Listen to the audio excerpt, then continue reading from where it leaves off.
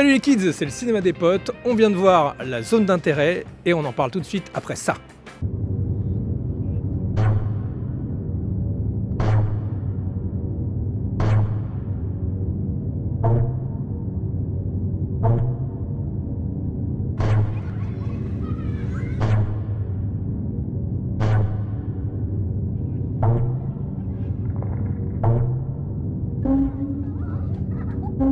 Ok, alors, la zone d'intérêt, donc c'est le dernier film de Jonathan Glazer, un réalisateur que j'aime beaucoup mais on en parlera après.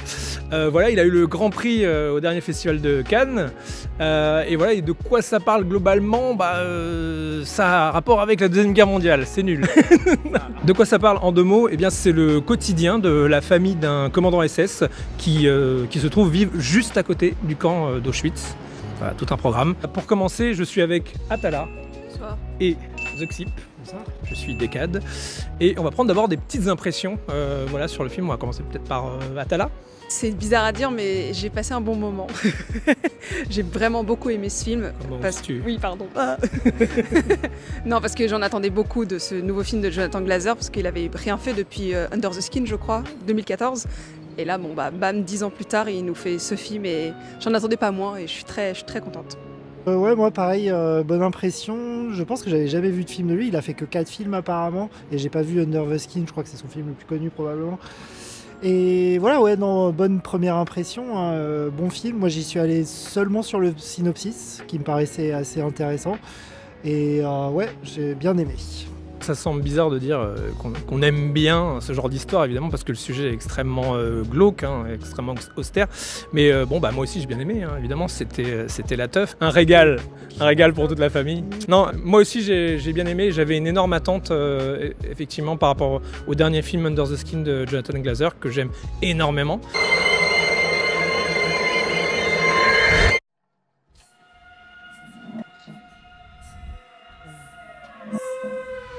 Mais qui était déjà un peu dans une atmosphère quand même voisine, donc voilà, je suis pas hyper surpris à ce niveau-là, mais il m'a quand même vraiment conquis avec un film à la fois proche de son style et en même temps très différent, quoi. Donc voilà, je suis vraiment conquis, quoi. Bon, alors première question légitime qu'on peut se poser, bon, le sujet de la Shoah a évidemment été exploré énormément de fois au cinéma, mais pas que, dans beaucoup d'œuvres narratives et même artistiques. Du coup, qu'est-ce que ce film finalement apporte de nouveau, enfin voilà, qui n'a pas été refait et redit plein de fois par le passé? Je sais pas s'il y a déjà des films qui ont été faits, évidemment il y a déjà eu des films du point de vue des nazis, ne serait-ce que la liste de Schindler. Hein. Ce qui est nouveau, je dirais, c'est la mise de côté complète ou quasi complète des juifs pendant tout le film. Ils sont complètement hors champ, l'extermination est complètement hors champ. On a vraiment que les réactions et la vie quotidienne de la famille nazie. C'est vrai que devant le film, je me disais, tiens, ce film, c'est un peu le négatif du fils de Saul.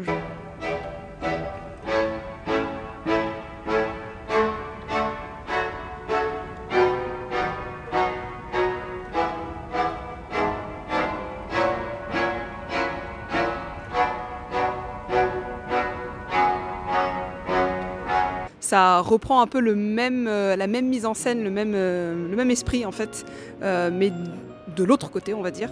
Mais voilà, tout ce côté, le hors-champ a beaucoup d'importance, quoi. Y compris dans la forme, parce que c'est quand même très différent visuellement. On parle du fils de Saul, là, pour comparer les deux, c'est quand même très différent visuellement. Oui, mais le hors-champ est un peu considéré de la même manière, quoi. Oui, effectivement, le point de vue nazi, ça a quand même déjà été exploré dans pas mal de films. Là, je dirais qu'il pousse un petit peu plus loin l'idée vers quelque chose de politique. Enfin, déjà, il y a une forme, on va y revenir plus tard, mais il y a une forme qui est quand même très identifiable dans le film, qui est quand même pas commune. Au-delà de ça, il y a vraiment un parti pris assez radical, vraiment poussé vraiment dans la forme, dans la façon de filmer les choses, et dans l'attention qu'on veut nous porter sur certains sujets pour amener le fond. C'est-à-dire que là où d'autres films peut-être iraient plus dans une narration, là c'est un film finalement très peu narratif. En fait, il y a un côté très tranche de vie, ça qui est pas commun dans ce genre de film forcément. Il y a quand même malgré tout, moi j'avais vraiment peur de ça au milieu du film, de me dire est-ce qu'on n'a pas un petit peu déjà vu ça? Ok, il y a du style, mais voilà.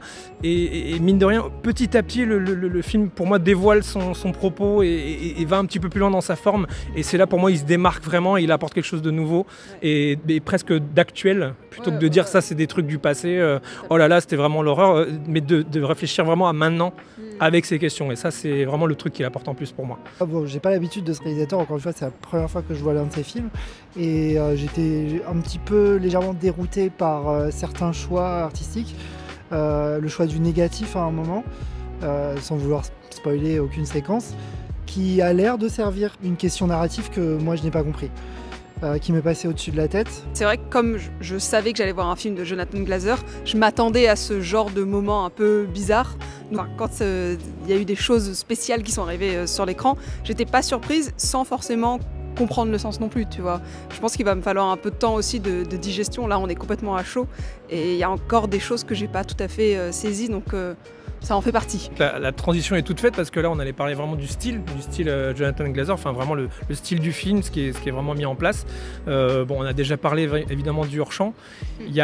C'est un peu cliché de le dire, mais là pour le coup c'est quand même très très fort ce qui est fait, mais le travail sur le son est quand même vraiment très bon parce que là, mais en même temps subtil et en même temps réaliste. Dans ce travail du son hors champ, évidemment, on fait cohabiter des sons d'horreur avec effectivement une vie assez idyllique, voilà, familiale, champêtre. Et ça va même avec un traitement pour moi des couleurs.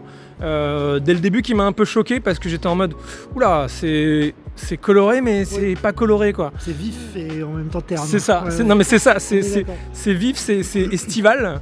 Donc ça devrait être un peu réconfortant, un peu chaleureux, et en même temps c'est du soleil, ouais, c'est du soleil glacé quoi. En fait, il y a un truc comme ça, et même au niveau des détails de l'image, en fait l'image est très très précise. Il y a très peu de douceur et de flou. C'est une image numérique très voilà, très tranchante en fait, qui joue aussi là-dessus quoi. Pour moi j'ai trouvé ça assez fort, même si c'est une esthétique qui me séduit pas en tant que telle, mais justement je pense que c'est le but, c'est de mettre la puce à l'oreille sur cette image idyllique quoi. Moi sur le son ça m'a un peu fait penser à du Gaspard Noé même à des moments. Je sais pas ce que ça en avait passé, le côté juste à l'image, juste écoute le son, et ça je sais que Noé le fait beaucoup, et il va même chercher des sons qui vont te mettre mal. Pour te mettre mal, tu vois. Et ça, il y a ça dans le film. Et je rebondis juste sur la musique, donc, qui est aussi de Mika Levy, qui est la compositrice de Under the Skin. Et là aussi, pareil, j'attendais vachement ce qu'elle allait faire sur ce film, et pareil, j'étais pas déçue.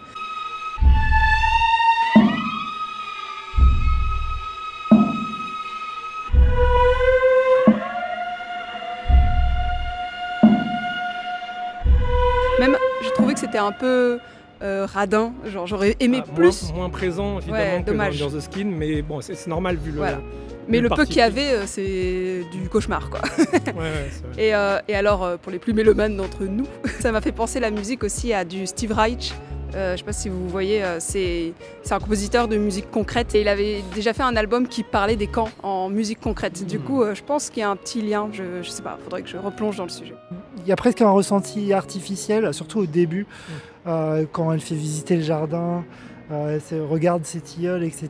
Regarde toutes ces couleurs, mais à l'écran on les voit pas. Mais même par rapport à ce que tu disais, c'est vrai qu'il y a un côté quand même très composé. Il y a pas mal de moments qui font très de tableau, qui pourraient avoir l'air de défaut par moment, d'un truc un peu qui se la pète, mais toujours qui attire ton regard au bon endroit sur la bonne chose, et qui transmet une idée par la composition. Et alors justement, on va passer un peu de la forme au fond, parce que évidemment les deux sont intimement liés. Pour moi, c'est assez réussi à ce niveau-là, c'est assez parlant en tout cas. Le film arrive très bien à mettre en avant, effectivement, très vite, très tôt, une dissonance vraiment très forte entre ce qu'on sait de ce qui se passe autour des personnages, nous spectateurs quand on entre, parce que quand même on parle de choses assez connues. C'est pas un film éducatif pour le coup, voilà, donc faut être quand même déjà un peu initié à ce genre de sujet je pense. Et il met très bien voilà, par le son, par tous ces effets justement entre ce que les gens disent et ce qu'il y a autour et les sons hors champ, cette espèce de dissonance, de déni, d'espèce de cauchemar éveillé un peu. Ce qu'ils font est absurde, c'est-à-dire que tu découvres vraiment petit à petit l'ampleur, mais non pas, c'est pas vraiment l'ampleur de l'horreur parce qu'on te la montre pas frontalement, mais on te montre l'ampleur de l'absurdité de ce comportement et de la façon dont sont arrangées les choses. Le fait que la maison, ça c'est pas un gros spoil parce que ça arrive très vite, mais la maison est vraiment collée au camp directement. Ça tu le découvres très vite, mais quand tu le vois, tu fais ah ouais, c'est frontal quoi. Voilà, enfin, rien que ça, c'est déjà très fort. Ouais, je suis d'accord avec tout ce qui vient de se dire, notamment sur l'établissement très rapide du contraste entre, on va dire, la vie éveillée et la vie réelle qui se passe dans le camp. et qu'on voit pas, qu'on voit ou indirectement en tout cas, qu'on entend. Il arrive un malheur au couple de protagonistes et on se laisse tellement porter en fait par la vie quotidienne, la banalité de la vie quotidienne, la visite des parents, les discussions hyper banales de la vie quotidienne.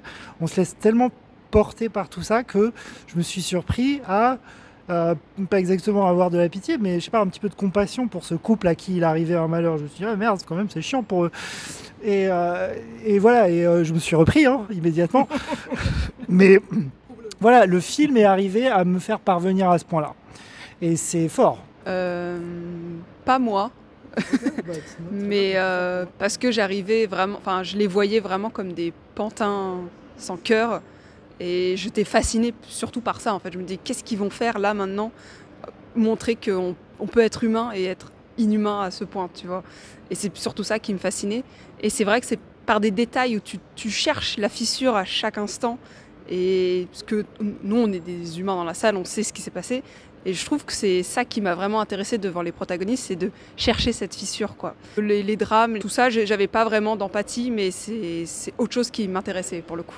Assez vite pendant le film, j'avoue que j'ai commencé à avoir une petite crainte en me disant ok, tout ça, le contraste, évidemment, le postulat de départ, absurde, horrible, machin, et super bien exécuté, d'accord, mais j'avais un peu peur que le film reste là-dessus et que ce soit une sorte de, comment dire, comme une espèce de grand tableau qui a une idée, un concept, et qui le maintient magnifiquement jusqu'au bout, mais bon, finalement, qui n'apporte pas vraiment autre chose sur la table, qui n'aille pas beaucoup plus loin avec ça. J'avais un petit peu peur de ça, je me disais, ah bah ça va être un beau film sur une idée. Et finalement non, parce que je trouve que subtilement, sans avoir recours à des gros rebondissements, à vraiment une narration qui d'un seul coup se révolutionne, ou à des gros twists, ou à des trucs un peu de folie, il arrive subtilement à d'autres sujets en fait. Et moi c'est ça qui a commencé à m'intéresser, à me dire, ah ok, il est pas trop con. Il n'est pas juste vaguement intelligent poseur, il est intelligent et en plus il a autre chose à dire, quoi. J'ai eu peur pareil sur la bonne moitié du film en me disant ok, j'ai compris, c'est un peu répétitif le schéma, et je me suis dit waouh, j'espère vraiment qu'il va pas rester sur ça et qu'il va développer d'autres choses. J'avais un peu confiance, mais j'ai eu un petit moment de doute. Effectivement, et après non, ça va, il développe des trucs. Les moments où la fissure apparaît, la fissure dont tu parlais, la vraie personne se révèle en dessous plutôt que le pantin, et c'est effrayant, évidemment.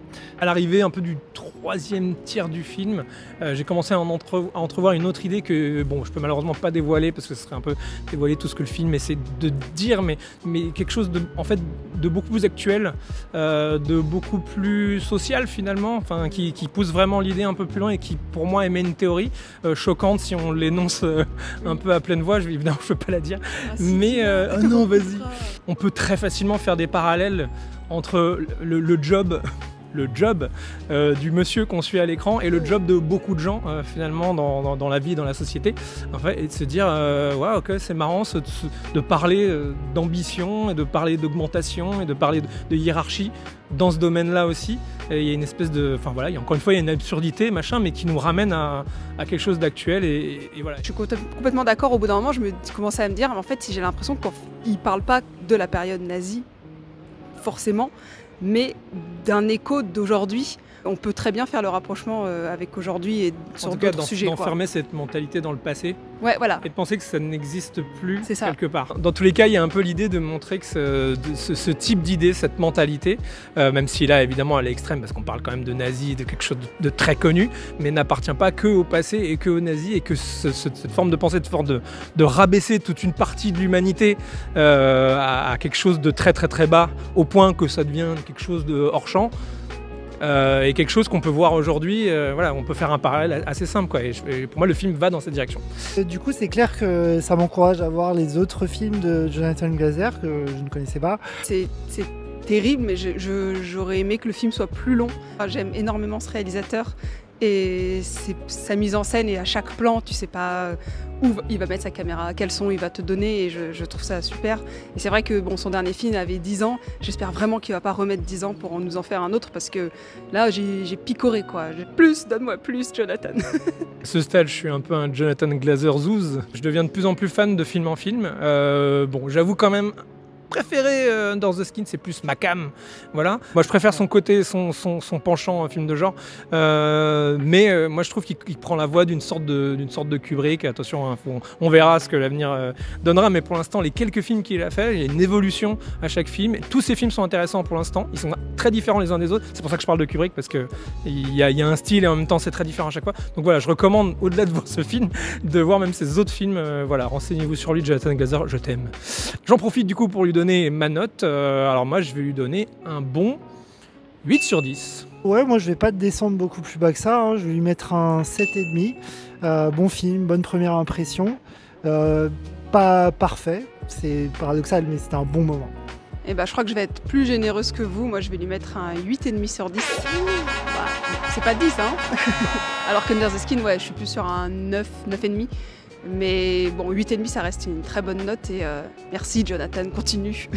Reviens vite. Voilà, c'est la fin de l'émission. Si vous avez vu le film et que vous n'avez pas du tout pensé la même chose que nous, n'hésitez pas à le dire dans les commentaires. Et surtout, n'hésitez pas à liker et à partager si ça vous plaît. Ciao! Salut!